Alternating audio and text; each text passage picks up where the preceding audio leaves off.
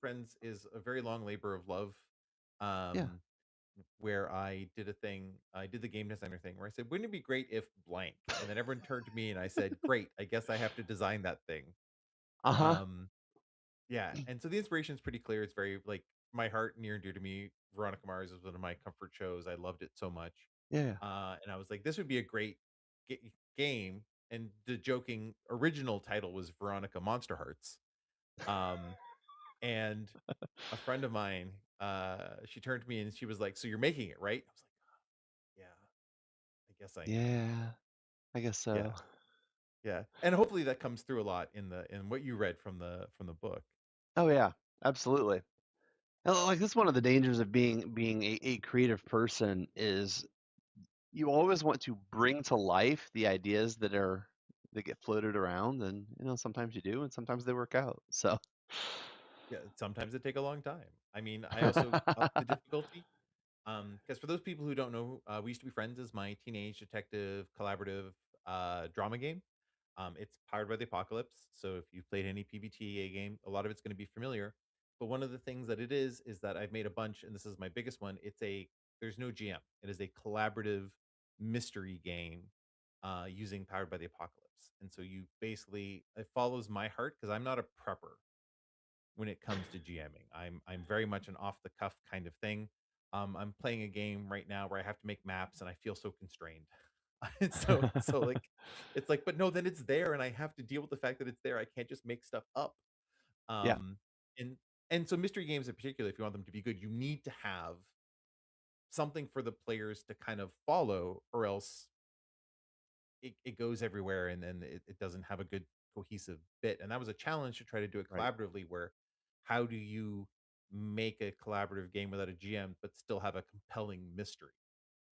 I yeah, that was impressive because I mean, I'm gonna be honest, I was a little bit skeptical by the claim. How can you do that? And reading through, it's like I think you nailed it. And it's at the end of the day, taking turns telling a story collaboratively, you start to reveal the truth. Everybody has an opportunity to kind of make a discovery or make a claim or kind of move to the next step on what this is. And I think it works. It's such a cool concept. And I don't think in a million years I ever would have come up with a concept like that. And I'd have never seen that anywhere else where you can have this GM-less game that has elements of suspense and discovery like that. Right. And like the thing that helps too is that actually one of the best things that came up with it isn't mine. Tim Groth came up with the clue chart. And that was the most amazing thing because one of the difficulties with playing the game sometimes is people having to come up with a clue and even abstracting it, right? Like having to tell people because that's the thing when you so forget for people watching. In We Used to Be Friends, there's two different moves for clues. The first one is you discover a clue, right? And there's a section on what you do with clues. You want to abstract it as much as possible. You don't want to provide any context for what the clue is. It's just a thing or a feeling or something it's a phone number, it's a picture, it's a rumor, it's something in particular, but you don't necessarily have the context for it yet.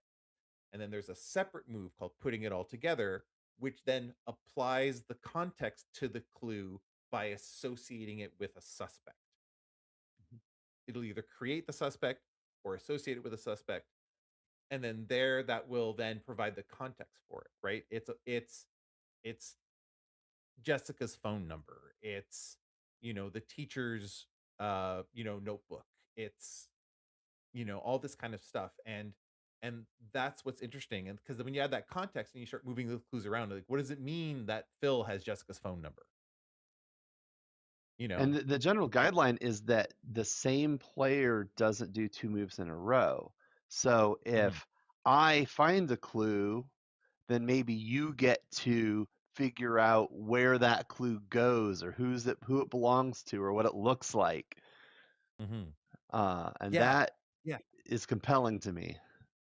Oh, I'm glad. A part of it too is also, you know, um, how do you help facilitate and kind of foster a collaborative environment in a game, you know? Because you have different personalities. You got big personalities who can take over a collaborative Mhm. game. It's almost like quarterbacking in a cooperative board game. Yeah. I know the idea. I know how this story is going to go, but it's like that's not the point. You need to share, right? Yeah. And so part of that rule too is also in place to kind of put the brakes on some of those players that want to just keep making Yep. take over the scene and make move after move after move after move because their character is constantly trying to do things because they naturally have an idea of one. It's not, a bad trait, but it's just you get excited, you have an idea of how you want the story to go, and then you're not collaborating, you're writing a book with other people present, Yep. Yeah, yeah, you yeah. know? Um, back in high school, I did the one of the most fun creative writing exercises I've ever done with one of my good friends, and we wrote a book together, short story. But I Mm, would write a chapter and then leave a cliffhanger. He would take over and do something wild with that hook that I left him and then leave another cliffhanger, back and forth and back and forth. And it was so much fun to do mhm, that and to see what the other person is going to do. And that the story takes this wild shape that you never in a million years would have come up with. But this feels like that experience to me. right? I it really is. It really does kind of have that kind of hope that you kind of it goes into places you don't expect, right? Mhm. And you think it's going to go some way, and then someone throws a clue somewhere else, and you're like, "Oh my god, what was that? Why does that mean?" And then you get to be both that participant and the audience more actively. Not to say you don't do that in other things, but like Right. you have direction, and then it Right. changes, and then you get to be excited about that direction change. Right. We have a comment on stream. I think Alice is Missing does a good job of that too. I have not played Alice is Missing. I haven't played it either, but it's on my list of games to play, and I know about it, and I Nice. feel like Yeah, that yeah. would do it too, because again, you can't talk, right? And so you have to Right. like work through the medium to do it, and so you can't like I mean, taking a long time to write your message in Alice is Missing invalidates your message sometimes because if people are quickly texting back and forth and you're up here and responding to something up here, like what does that mean? Like even the medium completely changes that. So yeah, 100% I think that would that I mean, I also am think that's a like a beautiful comparison even that to be mentioned in that. Yeah. So, And I'll tell you one thing that I never fail to be surprised by. The more we do streaming, the more we talk about different systems and talk to different creative people, and even doing like workshops and seminars at gaming conventions, there's always one person that brings up a game I have absolutely never heard of, and it's just such a cool thing in this ecosystem of TTRPGs. How incredibly diverse it is, how many different types of games there are, how many mhm. different approaches to storytelling and collaboration and how we get together and do this thing. It's been a lot of fun learning over the last few years as I've been doing this. Right? I mean, we're made of stories and games. Like that's Yeah. at heart who we are. Like Oh, you tell absolutely. someone a story, everyone's going to want to listen, right? Yep. You want to play a game where people are it doesn't again, not a board game, but a game people are in, Yep. and it's a beautiful thing. Like I'm always complete and utterly like what blows me away too with a lot of the current because I've been doing this slowly for a long period of time. I started out, well, my design career started out. Had the line license for cyber generation in Okay. university, so I was trying to produce material for Art House and Cybergen, which was my love, and my entrance into RPGs was through Cybergen. And then I started producing my own stuff afterwards, and then let the line license lapse, and they took it back Yeah. over. But what I love is this current crop of designers. They just put stuff out there, and it blows me away because I can't do that. I can't. They work at such a speed Mhm. that I find beautiful and just kind of like amazing to see. where they no, they just put it out. They just put it out. Yep. And I'm like, you mean, like clearly I maybe agonize too much, but like I want everything to be exactly the way I want it to be. Yeah. Even like the form factor of We Used to Be Friends, like it's a yearbook. It's Oh, it's designed to so look like a cool. high school yearbook. In fact, that's a great segue. Let me show that on screen here really quickly. So here is the cover art for it. And then when you get into the spread, let me zoom out just a little bit. Like the table of contents and everything, it looks like the intro to a yearbook, right? With the full layout. And then you have Mhm. the note from the principal, the note from the vice principal, all the like this two, the two side layout like this. It's just all the stuff from the school, scrolling down, like all these just completely random photos of people having fun or in the classroom or whatever. It absolutely hits the vibe. Right? Well, it was so funny too, because again, I was like, "Oh, I won't be able to do it right," because again, I'm a one-person shop, I do it all myself. Sure. Um, and so I'm not particularly good at layout, and so I was like, "I can never make it look like that, I can't make it work." And then I saw my daughter's yearbook, and I was like, "No, no, all the pictures are terribly forced, stock photography is perfect for this, no one looks like they're, like, comfortable, it's great, let's just go." And so, yeah, that led to the whole kind of vibe and, like, look of it, and so Mhm. there was a lot of scouring for good, real photography and getting it added to it, so, Yeah, which is yeah. it's just a really cool touch, a great way to put it together like that. Um, and Mhm. there's a lot of interesting things that I noticed when reading through here, and uh, I'll let you kind of drive the conversation what you want to talk about. But one of the things that I really appreciated is how much care and attention you put towards guiding the narrative and the types of topics people talk about and the safety involved. I have I'm very happy to see within the industry that most, especially th- ironically, especially the smaller creators and not the big shops, are doing a fantastic job of including player safety as a topic of conversation. What are some of the topics that are likely to come up in this type of game that you need to be aware of? I have not seen anybody dedicate as much space in the book to it as you have. And I think that that's a good thing, especially because it's an important thing that I don't know gets enough airtime in the general world, but also given the collaborative nature of this, I think that guardrails become even more important than in a GM-led situation where you have one person kind of responsible for making sure that things stay on track. Here, you're absolutely putting that burden on each person at the table to be mindful and respectful of everybody else in that way, and I really appreciated that. No, thank you. So, like, and part of that too is having run this game a lot and talked to people about this game a lot. One of the things that came up is I had someone who scoffed about the idea of a collaborative game at a convention, and I said, "Okay, that makes sense, but like that's in general. Like Yeah, a collaborative game requires everyone to know the rules the same, everyone to have the same intent and mhm, everything, and that's never going to happen. Like that's the ideal state sure, is everyone going on here. So like I wanted to talk about people who own the book.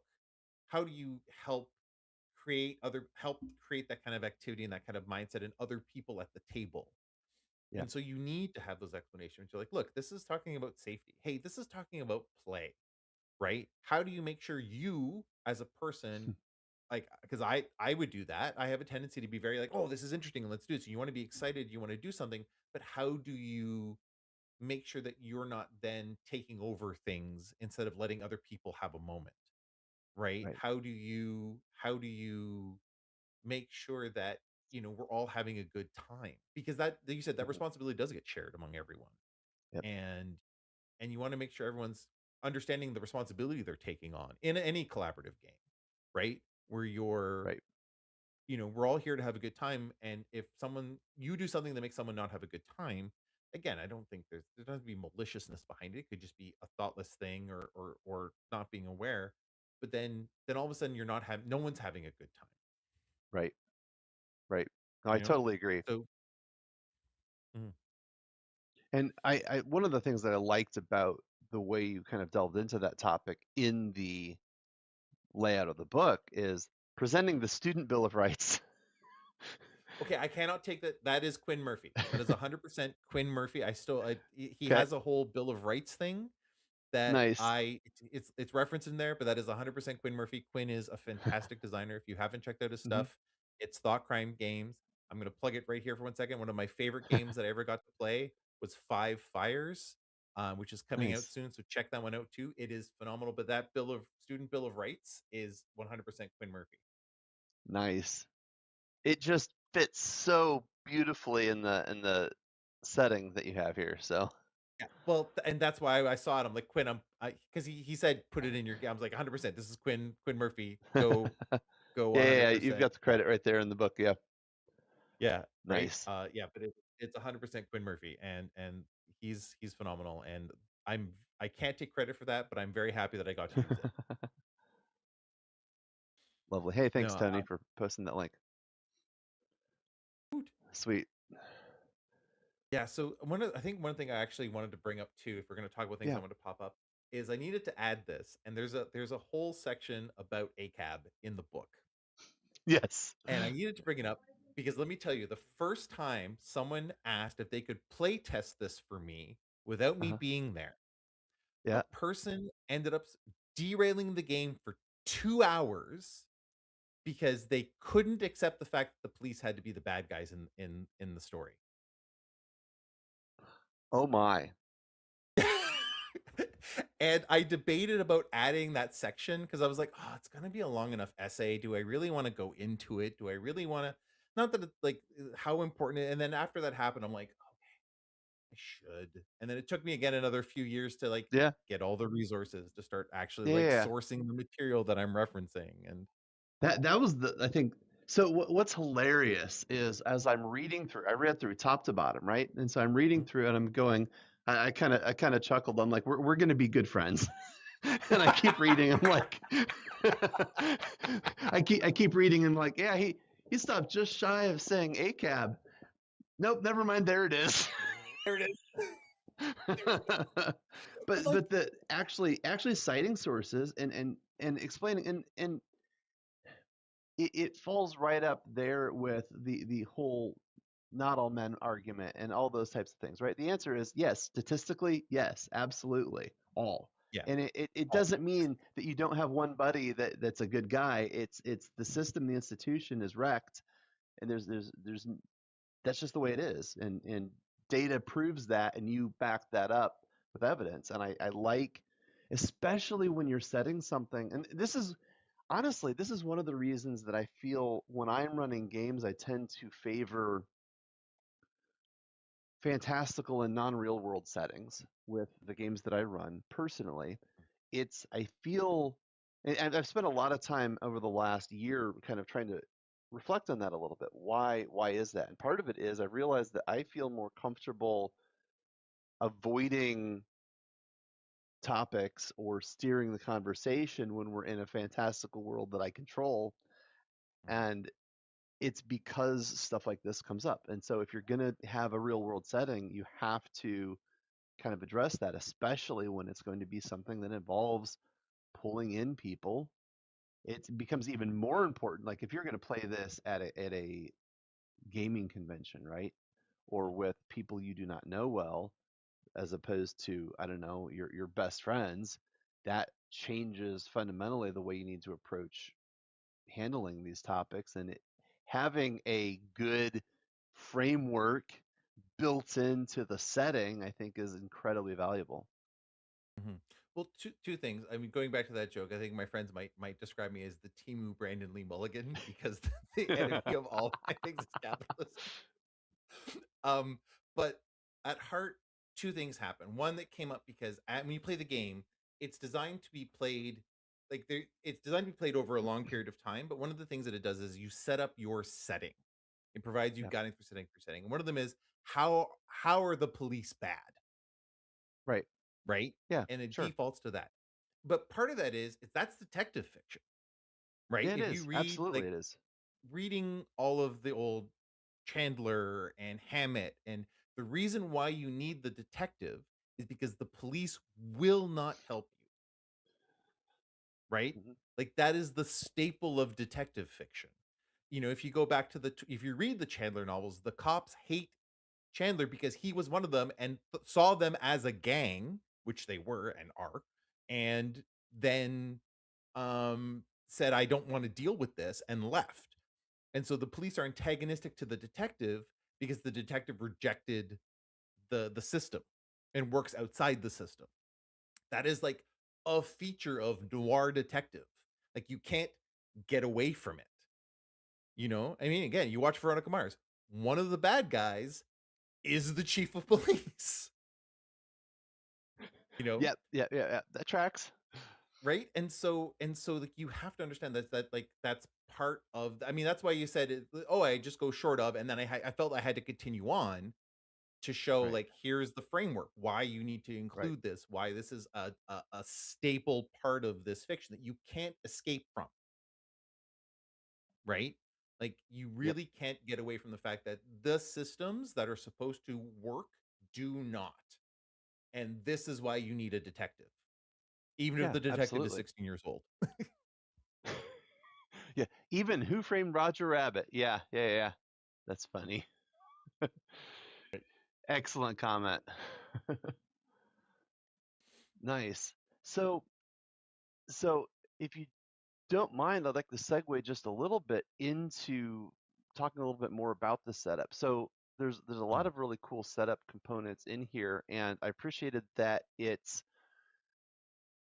a a directed process.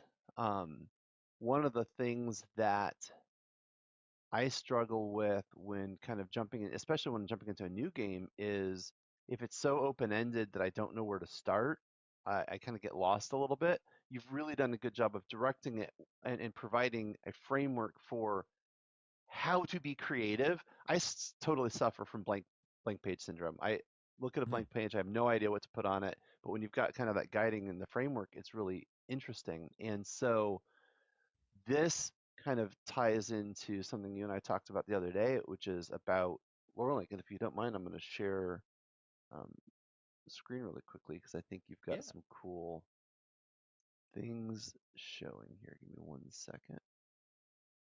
Um, so I know you talked about you prefer to be a less planning up front type of person, Mhm, which totally get. But one of the things when if you're wanting to build something like this over time, you probably want to document what is the world we came up with, what are the stories we've told, what are the episodic mysteries we've solved versus the season mystery we're working through, and taking notes on mhm. that together can be really interesting. So um, it looks like Yeah. you've So started working on that actually here in Lorelink.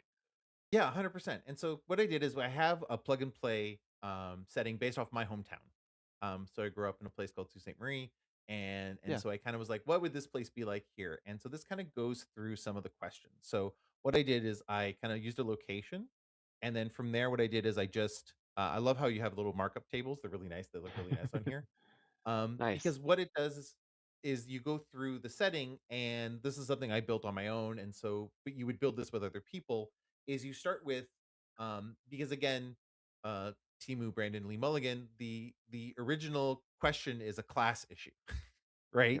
You Right. have to start with the haves. Why do people have money? And there's a whole list Yep. of reasons why people have money in the town.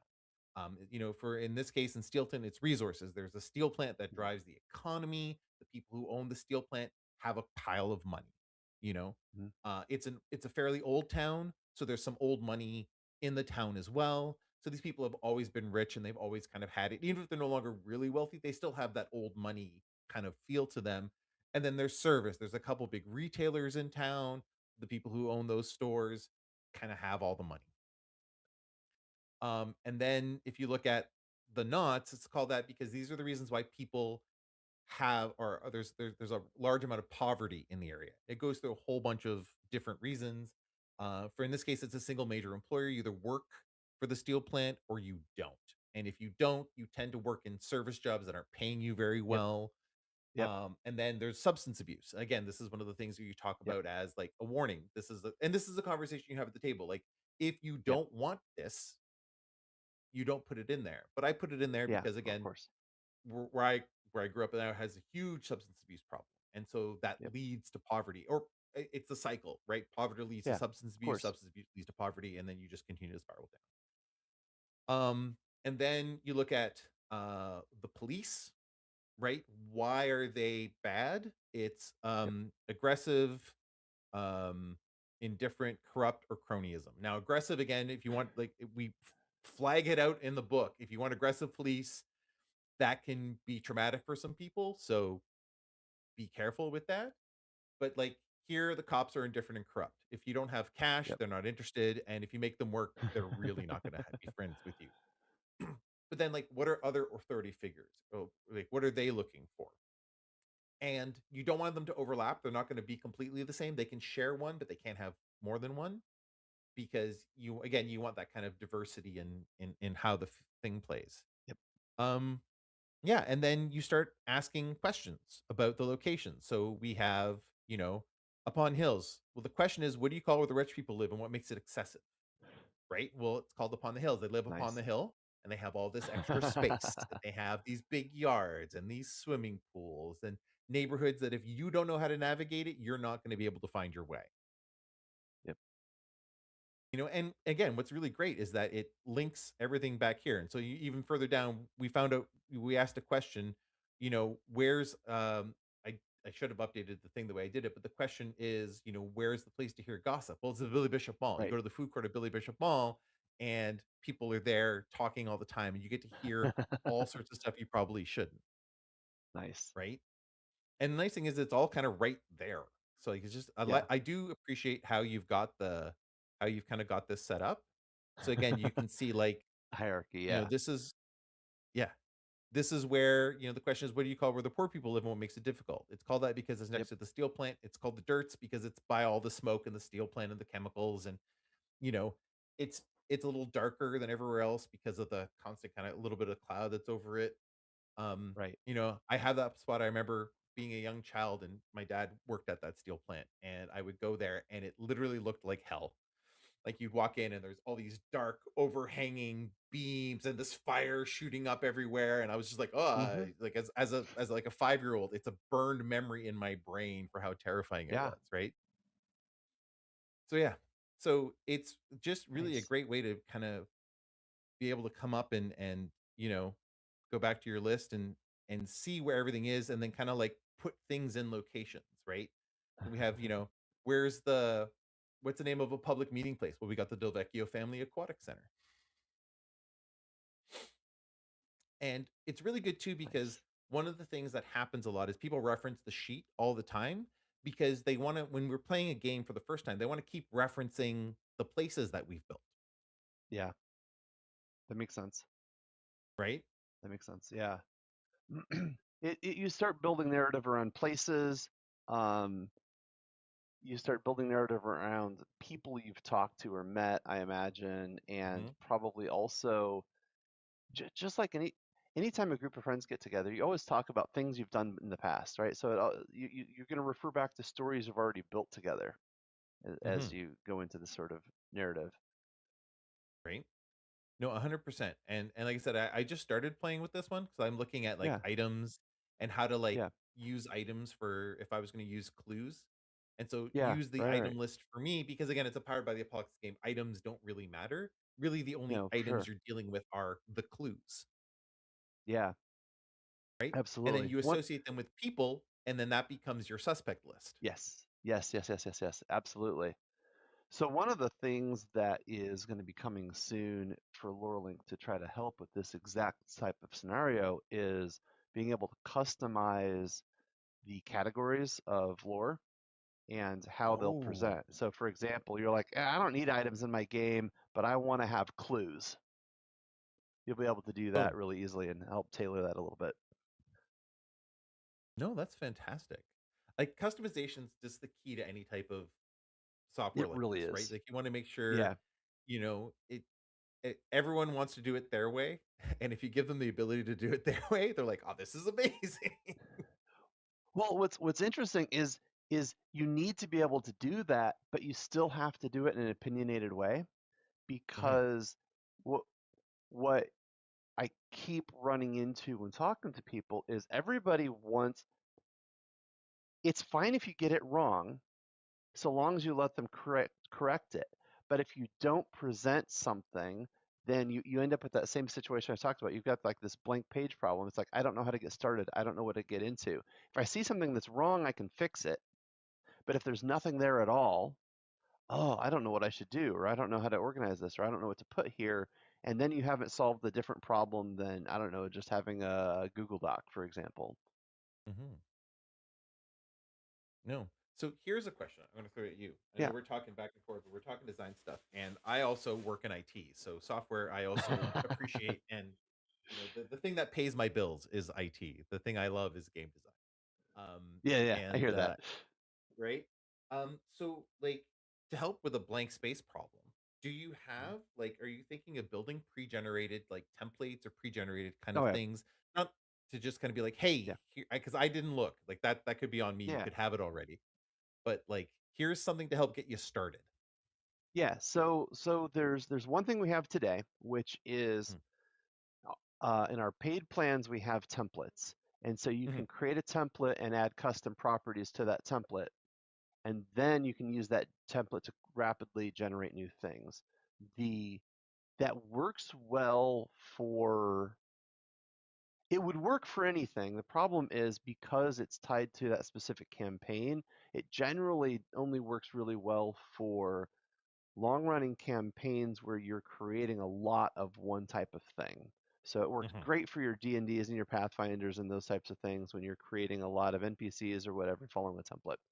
What we want to follow that up with and on the roadmap for this year big time is creating the ability to maybe create a campaign from a specific system, and then that system comes along with templates and opinions that are tailored to that system so that the terminology and the language exists. There's already templates that come in, so creating things that make sense in that system are already there. And then the next thing that we would like to do is have a marketplace where you can, select from either a system so that because we want to make sure that the creatives get paid for the work they've done. So we're not going to just pull in system details without, collaboration with folks, obviously. So you'd be able to say, hey, I would like to buy this system and be able to use that inside of Lorelink, or I would like to um, pick up this adventure, right?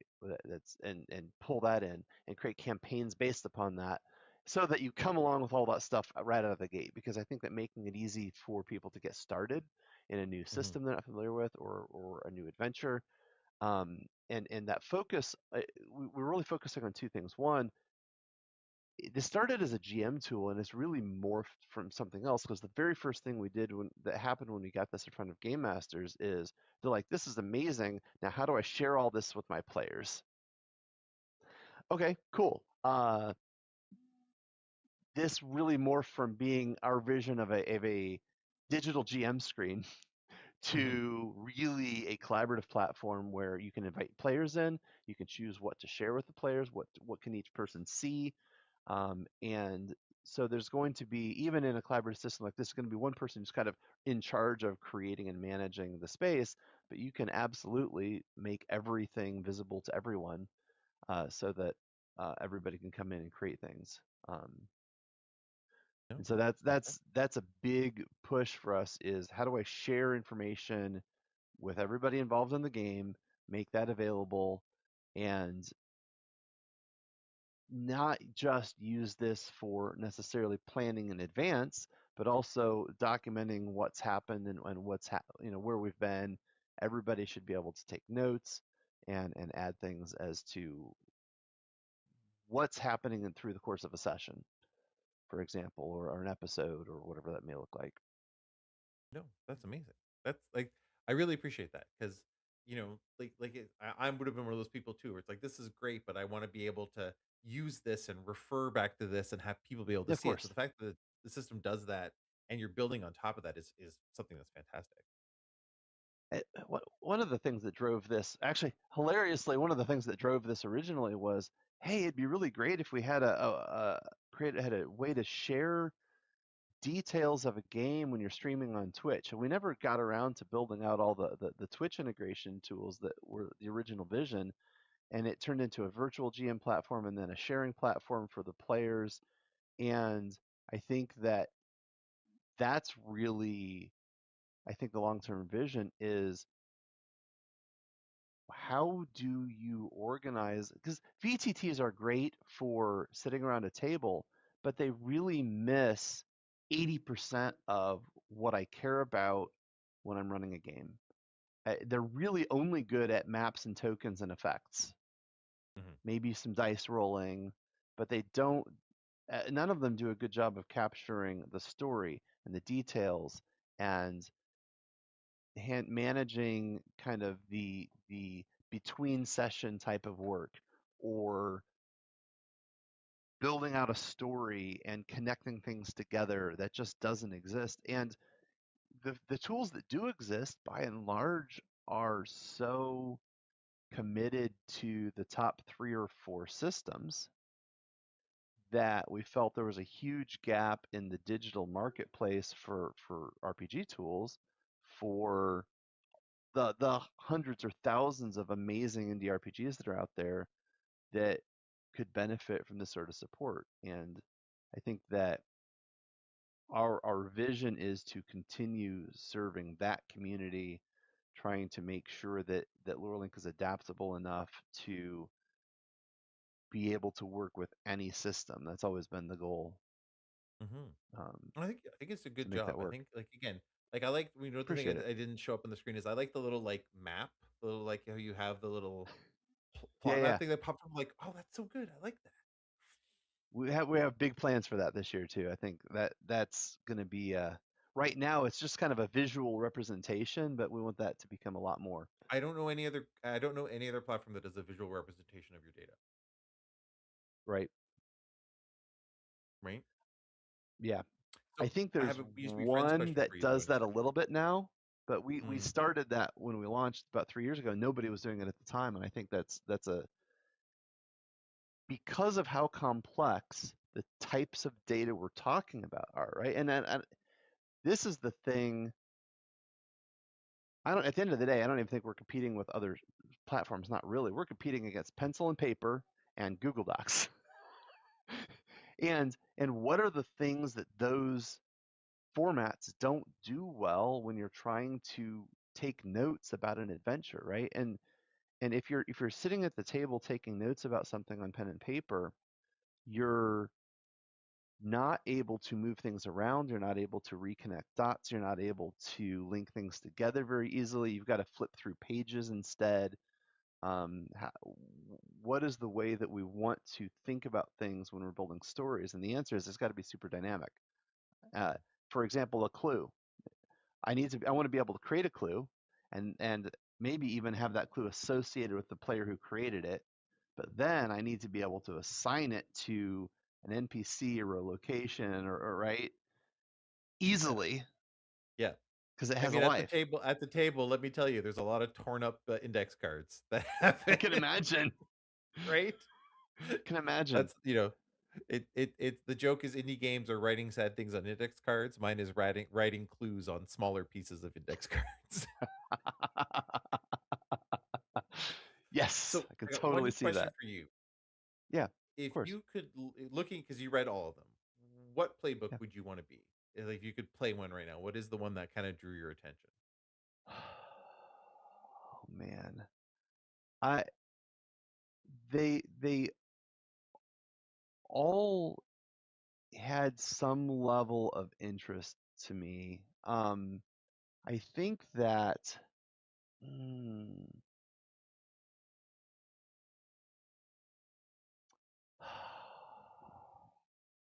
trying to pull up the list so I can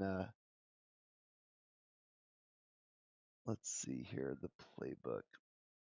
Yeah. So I think maybe the plotter. That's interesting. I love that. The Yeah, plotter's hard. When we designed them, there was the 5 that were kind of like the ash can ones, were the ones that yeah, were easier to kinda get a hold of. You know, sure. it's the hard boiled, the sidekick, uh, Yeah, the the delinquent, the socialite, and the tech geek. People can grasp yes, those fairly easy. The yeah, ones that that makes were a sense. little harder, the ones that you notice they're not necessarily. I don't know if I put them in alphabetical order, but I put them in these are the 5 easier ones kind of first, and then the ingenue, the plotter, the the he's my favorite libertine. I love the libertine. Yeah, But the libertine needs someone who wants to do things. If you pick the yes, libertine yes. and you're not interested in starting shit, Uh-huh. don't be the libertine. But the Oh yeah, for libertine was sure.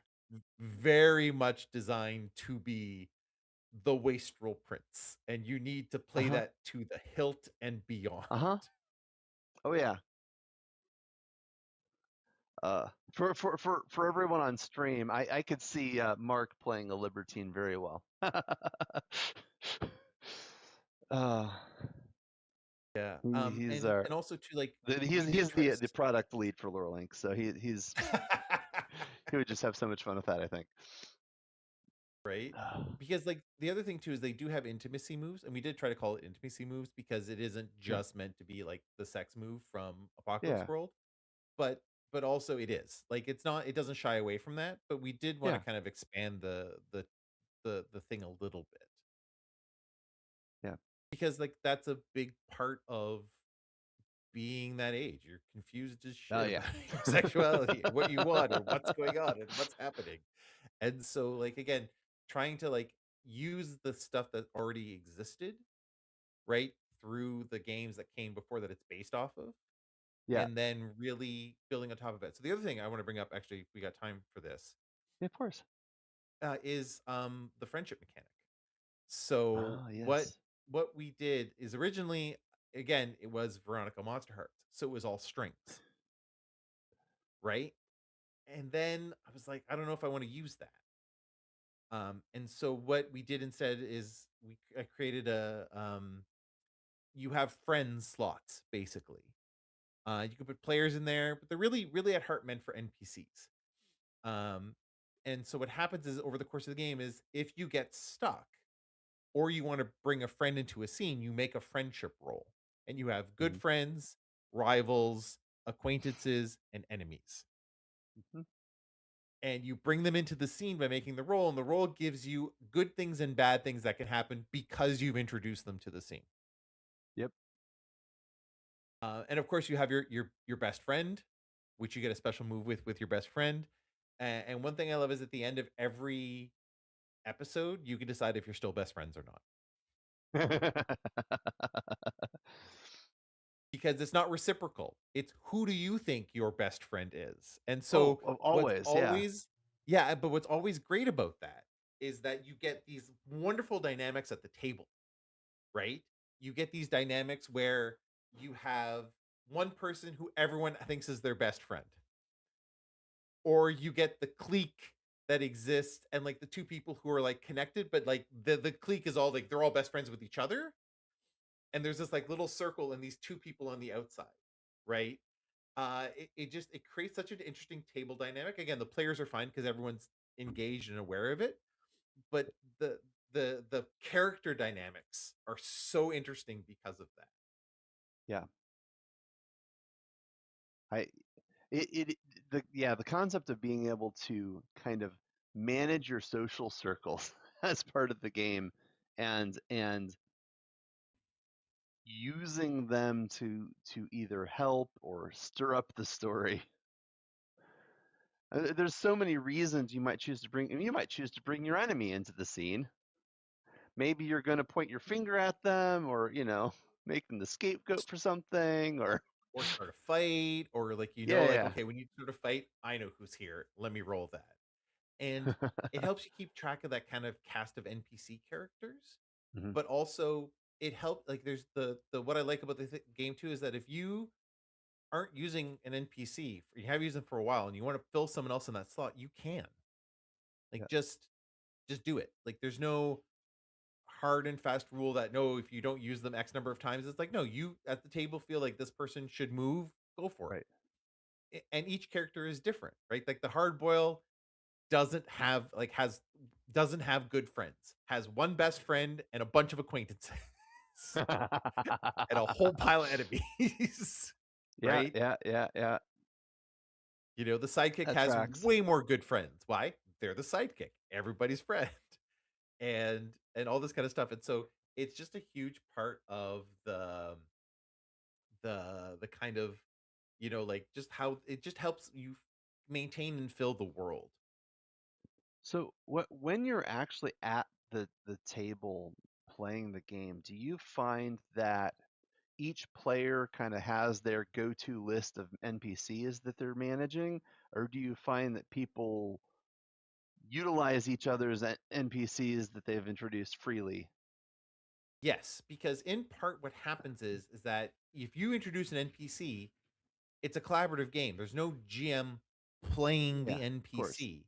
So someone else has to take on the NPC. And Yeah, so you yeah. find like people get kind of possessive of other people's Ah, NPCs because they that's tend to funny. That play them makes a lot. sense. Nice. I Right? And like so they're that a also lot. invested. So if you have a mystery that accuses one of those NPCs, like that player is engaged. Oh, that's fun. Yeah, that's a unique thing to this sort of collaborative storytelling that wouldn't like it's not that in traditional games you don't necessarily get attached to an NPC.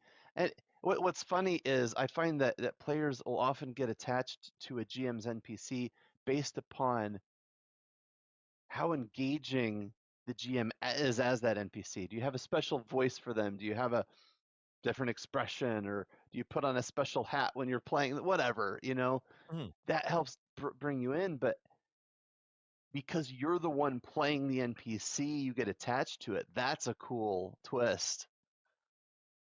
Right? Huh. And it's so very different and it keeps everyone so engaged. Again, people get it takes a minute for people to get used to. Where when I'm you're sure. running the game because again, like I say run the game, but it's really facilitating a game at a convention. Because I play too. Like Yeah. I'll hop in. We got 4 people, great. I'm the 5th player.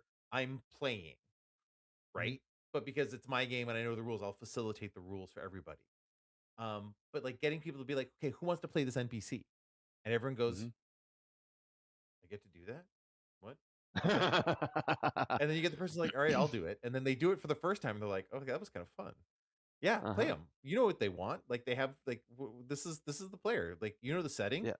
Be a best friend. Be an Yeah. acquaintance. Like what does that mean for you?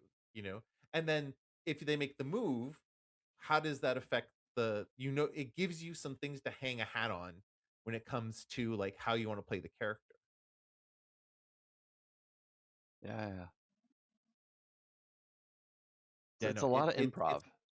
it's a I mean, it totally is. The thing is I also tell people too is like I think I try to mention in the game too is like there's not one way to play it. If you just want to describe Yeah, what's sure. going on, just describe it. You don't have to get Yeah. into character or start yelling at each Yeah. other from across the table. No, that Um, makes sense. right? And But like on different top groups have different levels of investment on that front too, and there's nothing wrong with that. exactly. And it's because I mean, and I've learned that. I mean, remember when I started, it was an improv acting class in my 20s, and I'm like, no, we will do the voices and we will like wave our arms and um I think I literally we were playing Cybergen one time, and I literally got into a shouting match with a friend, and people like were uncomfortable. Like, no, no, we're fine. We're having a good time. And then we had to like continue back at yelling at each but, That's funny. it's not everyone's bag, and if you wanna make sure the table's having fun, you wanna make sure you're meeting the people where they're at, and I Mm, hope it's very different, and it's a very different experience for some people, but I hope that when people play it, they get to bring what they're kind of they look for in playing a game and have a good time playing it. Yeah, of course. Yeah. Well, awesome. Anything else that you would like to share about this? So out of curiosity, Mhm. um, where can people find the game? No, They well, want to I'm actually start Firestorm Ink in playing. all the places. INK, Perfect. not INC. That pun has gotten me into more trouble than I care to count. Um, so Itch, Drive Through, IPR has copies if you want to buy from Indie Press Revolution.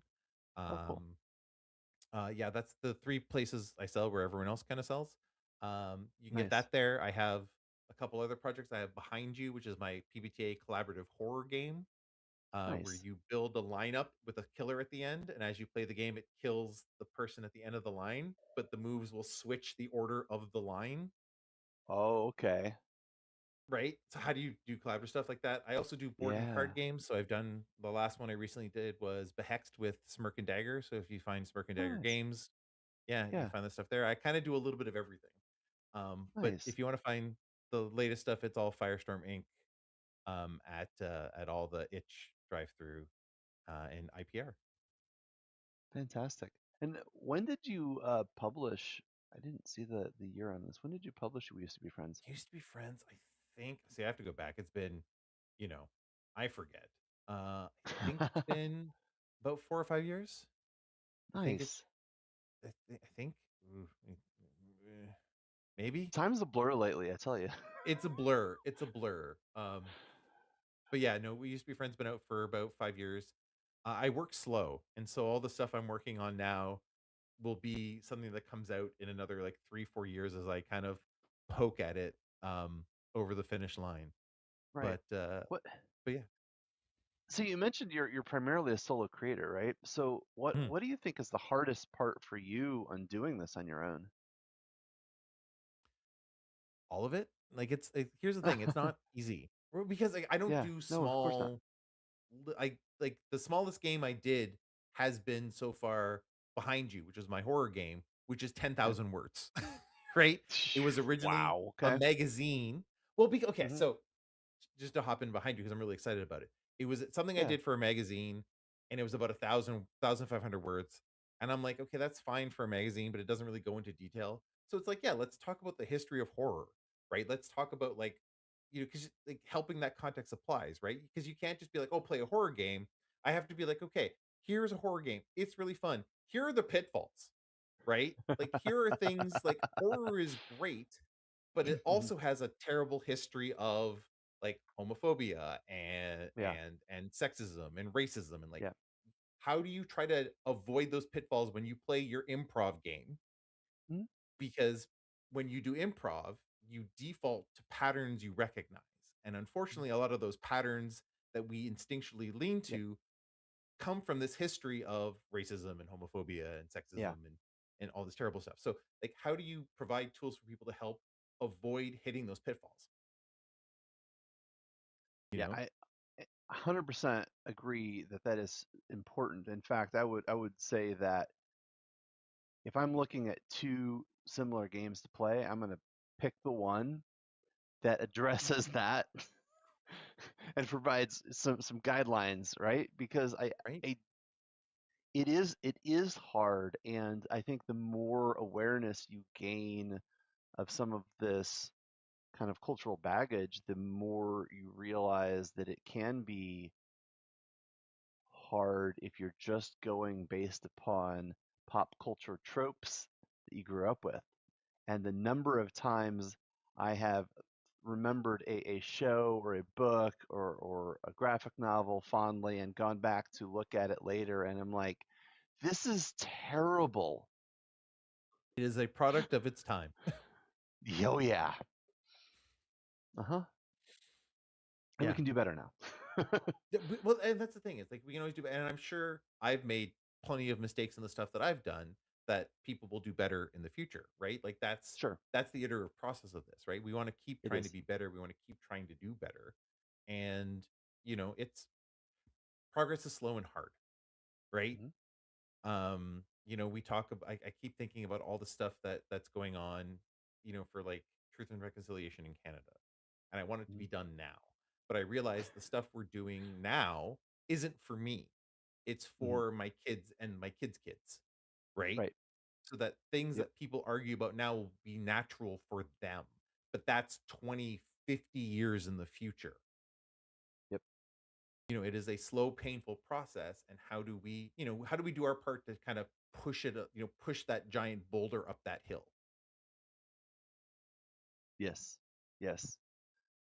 And still acknowledge our human need for, I don't know, connection and entertainment and fun, and it's still okay to have those things and do those things, Mhm. but to do it Right? responsibly. Well, I mean, responsibly also feels hard. You know what I mean? Like it's like Yeah. we have a certain. Sorry, everyone. We're getting into like cultural theory at this point in time. My background in English literature is like, yeah, excellent. Let's do this, right? And so, what what we're it's like a collective need to do this, right? And how do we do it to make sure it's collective? Right? Like that's the ideal state, is that we are able to collectively do this. Um and you know, again, we can go, there's lots of area to unpack all of that statement. But like, we want to do it as a group because that's how we succeed. Mhm.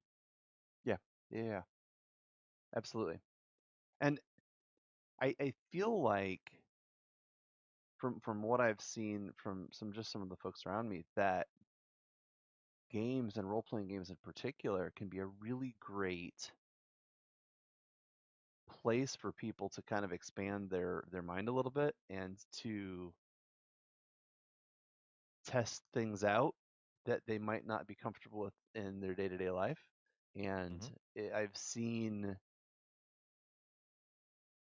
a lot of awareness shift as people put themselves into situations in a game and are like, oh, that sucked. I see why that's a problem now. Yeah, I see what this is a bad. Right? This is bad. Oh god. Yeah. But like again, Ah, that's what it goes back to the original point. We're all stories in play. And so if you yeah. can combine the two of those things, it can be a very amazing and powerful thing, even if without growth, right? Like, you know, um, I you know, we you tell people about long campaigns you've been in, and you immediately get those feelings back, Uh-huh. right? Like I had a long running game of Blades with a bunch of friends, and Nice.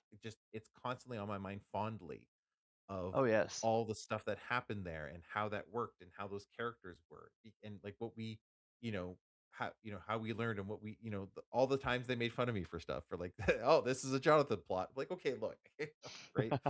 uh but so like, but just all of that kind of stuff, and those are those memories that bring us together, like, as a group, as Mhm. you know as individual groups, and then collectively for people who play games, we all have those experiences. Even if it's not that one, I can say, "Hey, you think fondly back on this game," and everyone goes, "Oh yeah," and they all think fondly back on their own game.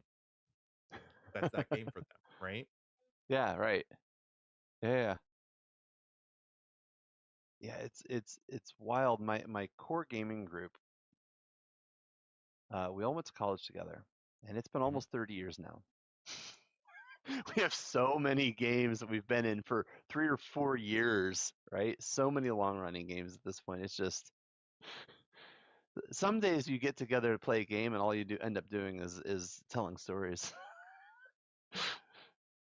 Right? Uh, But that's what you were doing anyway. You just told a different yeah, story that day, exactly. For sure. For you sure. know? Mm. So yeah, it's again, I just want to just put it back to the to Yeah. slightly remove us from the philosophy has entered the chat line. Yeah. Um, Yeah, of course. like, well, no, I just wanted to I want to thank you for the ability to be on here and No, chat about this kind of stuff, because uh absolutely. I I love games. I've always loved games. I love, you know, I love I love particularly watching people file serial numbers off. Because that's what this is at heart. This is Yes. this is me filing off some serial Yes. numbers and putting out. I mean, I make no bones about it in the introduction. Like, I'm not a collective noun fan, but if Yep. someone had called me a marshmallow, I've been like, "That's fair." Right? I'm very much that Veronica Mars kind of fan. Um, I backed the movie kind of thing, like, I was there. And Nice. so, like, watching other people do that too, like my friend Jeff Batone, he did his Star Trek file off, which is Boldly Go, and I love that, Hmm. right? Like, I just any other game where someone has filed the serial numbers off, which is again, so many PBTAs. Let's understand, a lot of Powered by the Apocalypse is, I wanna create this experience, but I don't have the license to the product. So let me just Yes. just file those serial numbers off, and here is my game. And Yes. I love it, and that's what a particular thing I love about the PBTA space in Mhm. games that have been created through that and, new games that come through it, is that it's such refined to such a point to create that experience, and how they did it and what they did is always so interesting for me. Yep. Yeah, I totally agree. And that's been, I think, one of the really rewarding things for me in the past year is getting to meet so many people that have created games, getting introduced to so many different games, and just what all's out there. I love doing this stream because it has been absolutely opening my eyes to a wider world of opportunity that's out there, and hopefully uh, other folks as well, as they find the stream or find the videos later, and get to see all this. So, No, fantastic. well, thank you so much for being here. I really, really appreciate you joining me tonight, and talking through. Um, we used to be friends, and kind of some of the theory and philosophy of playing and designing games has been fantastic. I really appreciate it. No, thank you for having me. Honestly, Michael, it's been a great time. I've had a great conversation, and I appreciate the ability to talk about my stuff, but talk about your stuff. Like, I like talking Yeah, games. I like talking about appreciate all it. this stuff. So this has just been a joy. Awesome. Well, thank you so much. Everyone, thank you for being with us tonight. Thanks for being in the chat.